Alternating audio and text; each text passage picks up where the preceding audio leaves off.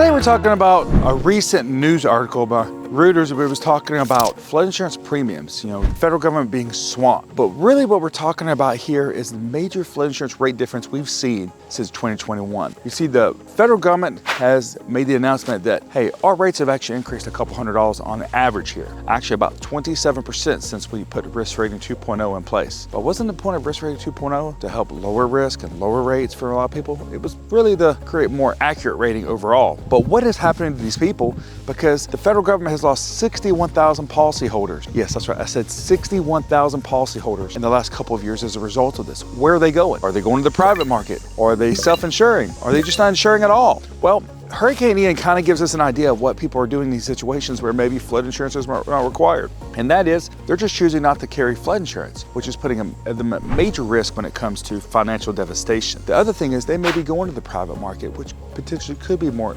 unstable where they're at, or self-insuring. But remember, if you have a mortgage, flood insurance is going to be required. So you want to make sure, A, you understand your flood insurance options. What happens if you don't insure? Could your mortgage company force place coverage? Could you never recover from this financial loss, which a lot of people don't? During Hurricane Harvey, the average disaster assistance payout was $4,000 compared to the average insurance payout was $100,000. So as you can see, there's a huge difference here. But we wanted to talk about this article of, hey, 61,000 policyholders, where are they going? Are they going to the private market? Are they self-insuring? Well, Ian is showing us that a lot of people just, unfortunately, simply are not insuring because 85% of people that were impacted by Hurricane Harvey and close to Hurricane Ian didn't have flood insurance. So if you're ready to take the next steps to making sure you have the right flood insurance in place, it's 3 simple steps. Step 1, fill out the form on our website, or just click on this video. Step 2, connect one of our flood education specialists. And step 3, pick the insurance policy that best fits your needs. My name's Chris Green, President and owner of the Flood Insurance Guru. Thank you.